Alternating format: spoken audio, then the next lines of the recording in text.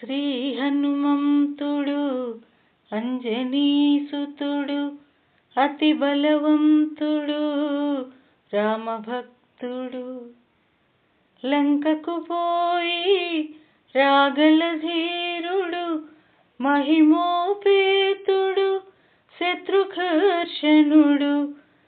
జాంబవదాది వీరులందరినీ ప్రేరేపింపగా సమ్మతించెను.